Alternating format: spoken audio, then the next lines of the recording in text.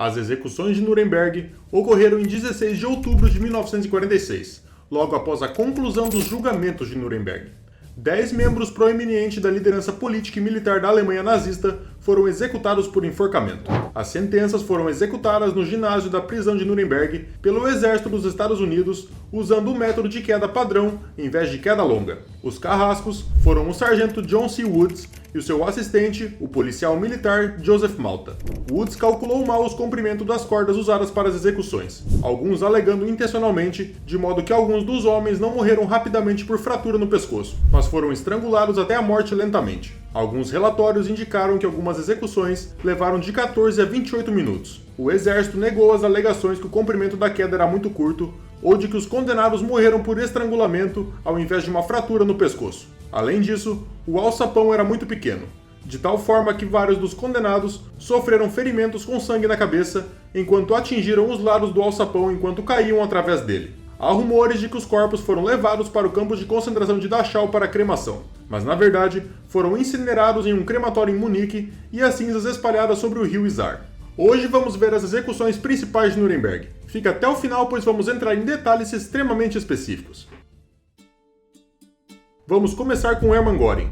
Apesar de não ter sido efetivamente executado, ele era o segundo oficial com o posto mais alto a ser julgado em Nuremberg, imediatamente após o presidente do Reich, Karl Donitz, que anteriormente servira como almirante, enfrentou 4 acusações fundamentais durante o julgamento. As acusações contra ele incluíam conspiração, guerra de agressão, crimes de guerra que abrangiam pilhagem e roubos de obra de arte e outros bens, bem como crimes contra a humanidade que englobavam desaparecimento de políticos e oponentes, tortura e negligência no tratamento de prisioneiros de guerra, assassinato e escravidão de civis, incluindo o extermínio estimado de 5.700.000 judeus. Quando confrontado com essas acusações, Göring, sem a permissão para fazer um discurso, declarou-se não culpado das acusações apresentadas. O julgamento de Göring foi um processo longo, com uma duração total de 218 dias. A acusação apresentou suas alegações entre os meses de novembro e março, enquanto a defesa de Göring foi a primeira a ser apresentada, ocorrendo entre os dias 8 e 22 de março. As sentenças finais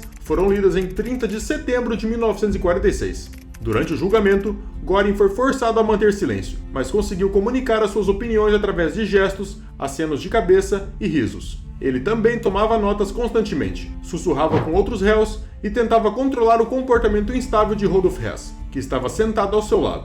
No entanto, quando tentou influenciar o testemunho dos outros réus, acabou sendo isolado deles. Göring também concedeu entrevistas na prisão a figuras como o psiquiatra Leon Goldensaw, durante as quais ele refletiu sobre a ascensão do nazismo, reiterou a tese de inferioridade de outros povos, como os russos, e afirmou ser o maior opositor do comunismo na Alemanha. Além disso, o capitão Gustav Gilbert, um oficial e psicólogo americano de informações que falava alemão, entrevistou Göring e outros prisioneiros durante o julgamento. Gilbert manteve um diário, posteriormente publicado sob o título Nuremberg Diary, no qual escreveu Göring em uma noite de abril de 1946, quando o julgamento foi interrompido por 3 dias durante a Páscoa. Göring estava suando em sua cela, na defensiva e descontente com a direção do julgamento. Ele afirmou que não tinha controle sobre as ações ou a defesa dos outros réus e que não era antissemita, negando as atrocidades cometidas. Ele também alegou que vários judeus se ofereceram para testemunhar a seu favor. Durante o julgamento, a acusação exibiu filmes dos campos de concentração nazistas e outras atrocidades. Essas imagens chocaram a todos, incluindo Göring,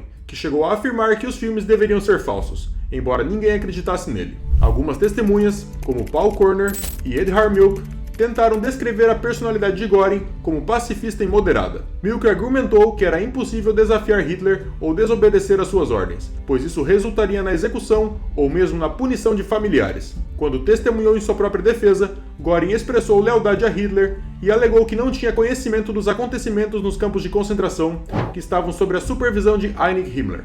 Suas respostas eram complexas e evasivas, com desculpas plausíveis para todas as suas ações durante a guerra. Ele utilizou o banco de testemunhas para detalhar o seu próprio papel no Reich, na tentativa de retratar-se como um pacificador e diplomata antes do início da guerra. Durante o interrogatório, o promotor Robert A. Jackson leu em voz alta o relatório de uma reunião ocorrida pouco antes da Noite dos Cristais, um grande pogrom em novembro de 1938. Nessa reunião, Göring propôs o confisco dos bens dos judeus no início do pogrom. No final do julgamento, Göring foi considerado culpado das 4 acusações e condenado à morte por enforcamento. A sentença destacou a gravidade dos seus crimes e a sua liderança central em muitos deles. Ele era visto como a força motriz, logo após Hitler, sendo o principal agressor tanto politicamente quanto militarmente. A sentença afirmou que Göring também era responsável pelo programa de trabalho com escravos e pela opressão dos judeus e outras raças dentro e fora da Alemanha. Göring havia admitido a maioria desses crimes e, embora houvesse algumas contradições no seu testemunho, seu envolvimento era inegável. A sentença concluiu que não havia desculpa para suas ações. No entanto, Göring pediu para ser executado como um soldado, ao invés de ser enforcado como um criminoso comum, mas o tribunal recusou esse pedido. Desafiando a sentença, ele cometeu suicídio com uma cápsula de cianeto de potássio na noite anterior à sua execução. A forma como Göring obteve o veneno é cercada de mistério, com algumas teorias sugerindo que ele recebeu a cápsula de um oficial do exército dos Estados Unidos ou que a obteve através de uma caneta de tinta permanente entregue por uma mulher. Após a sua morte, seu corpo foi exposto no local da execução para que as testemunhas pudessem confirmar a sua morte. Seus restos mortais foram cremados e as suas cinzas espalhadas em um rio desconhecido na Alemanha. Von Ribbentrop, um dos réus dos julgamentos de Nuremberg, foi condenado por todas as 4 acusações apresentadas pelo Tribunal Internacional dos Aliados. As suas condenações incluíam crimes contra a paz, devido ao seu envolvimento no planejamento deliberado de uma guerra de agressão, bem como crimes de guerra e crimes contra a humanidade. Segundo o julgamento, Ribbentrop desempenhou um papel ativo no planejamento da invasão da Polônia, assim como na anexação da Áustria e da Tchecoslováquia. O tribunal também o acusou de estar intimamente envolvido na implementação da solução final e, já em 1942, de ter ordenado aos diplomatas alemães em países do eixo que acelerassem o envio de judeus para campos de extermínio no leste. Além disso, o tribunal alegou que Ribbentrop apoiou o linchamento de aviadores aliados abatidos enquanto sobrevoavam a Alemanha e ajudou a encobrir o assassinato de um general francês mantido como prisioneiro de guerra em 1944. Ribbentrop também foi responsabilizado pelas atrocidades cometidas na Dinamarca e na França de Vichy, uma vez que os oficiais superiores nesses países ocupados se reportavam a ele.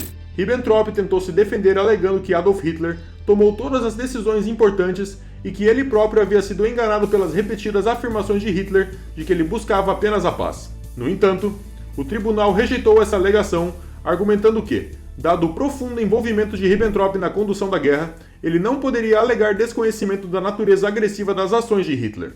As sentenças de morte de Nuremberg foram executadas em 16 de outubro de 1946. Ribbentrop foi o primeiro a ser executado, uma vez que Göring havia cometido suicídio antes da sua execução. Suas últimas palavras foram as seguintes: Deus proteja a Alemanha. Deus tenha piedade da minha alma. Meu último desejo é que a Alemanha recupere sua unidade e que haja entendimento entre o Oriente e o Ocidente em nome da paz. Desejo paz para o mundo. Os restos mortais de Ribbentrop foram cremados por membros do exército dos Estados Unidos e as suas cinzas foram dispersas em um local não especificado. Segundo relatos do historiador Giles MacDonald, a execução não foi realizada de forma eficiente e a corda estrangulou Ribbentrop por cerca de 20 minutos antes da sua morte. O exército dos Estados Unidos também negou alegações de que a queda foi muito curta, causando uma morte lenta por estrangulamento ao invés de uma morte rápida por fratura no pescoço, que teria resultado em paralisia imediata e inconsciência.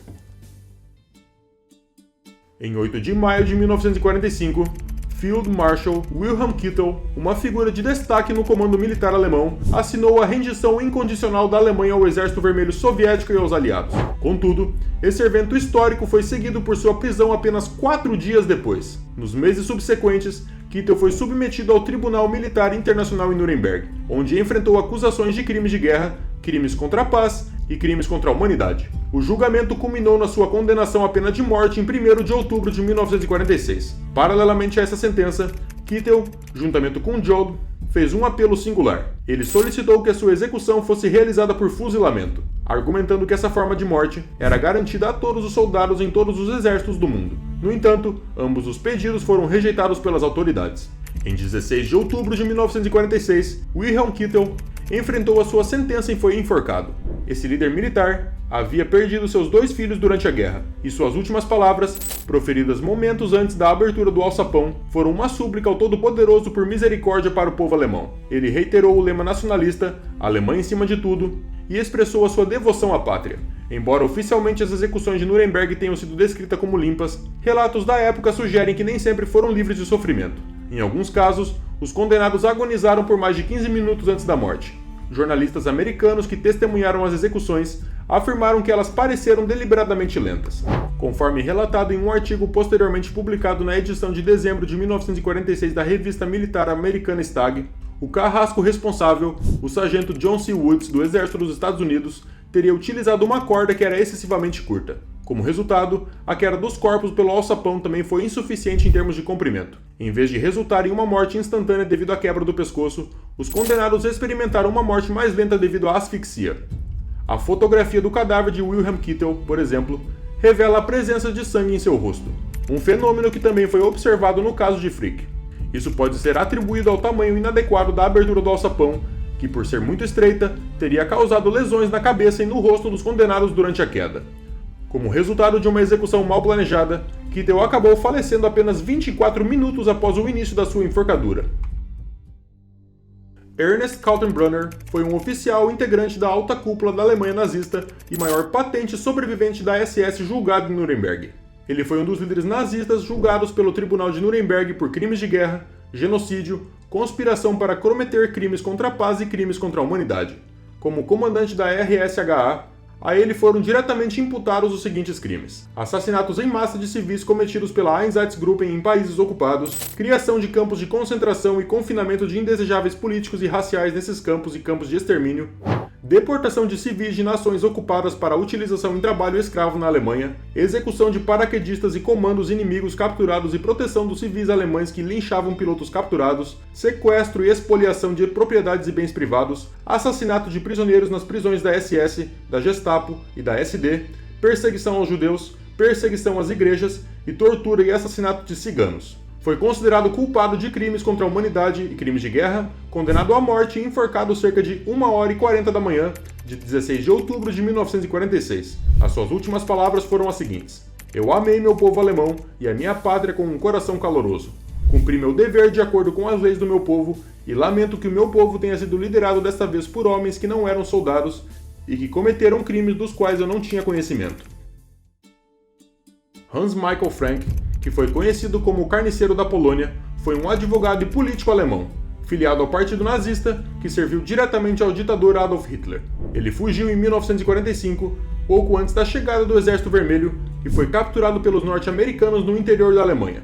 Ele tentou, sem sucesso também, o suicídio 2 vezes seguidas. Tentou reduzir o seu compromisso, apresentando 14 petições de demissão, das quais não foram aceitas por Hitler, juntamente com 40 volumes dos seus diários pessoais. Julgado pelo Tribunal de Nuremberg após a guerra, ele foi condenado à morte por crimes contra a humanidade e enforcado em 16 de outubro de 1946. Seus últimos momentos no patíbulo foram assim descritos por uma testemunha ocular, o jornalista da CBS, Howard K. Smith. Hans Frank foi o próximo na parada da morte. Ele foi o único dos condenados a entrar na câmara com um sorriso em seu semblante. Apesar de nervoso e de engolir em seco seguidamente, esse homem, que havia se convertido à fé católica romana após a sua prisão, parecia aliviado com a perspectiva de expiar a sua culpa por seus atos demoníacos. Ele respondeu calmamente à chamada em seu nome e, quando perguntado se tinha alguma declaração a fazer, disse numa voz que era quase um suspiro: "Eu agradeço pelo tratamento que tive durante o cativeiro e peço a Deus que me receba em sua piedade." Em suma, os julgamentos de Nuremberg representaram uma série de tribunais militares realizados pelos aliados após a Segunda Guerra Mundial. Eles estavam focados em processar 24 proeminentes figuras da liderança política, militar e econômica da Alemanha nazista. Esses julgamentos, conduzidos sob a jurisdição de um tribunal militar internacional, ocorreram na cidade de Nuremberg, na Alemanha, entre 20 de novembro de 1945 e 1º de outubro de 1946, ou seja, praticamente um ano todo. É notável destacar que esse tribunal serviu como um precursor importante para a criação do Tribunal Penal Internacional, localizado em Haia, nos Países Baixos.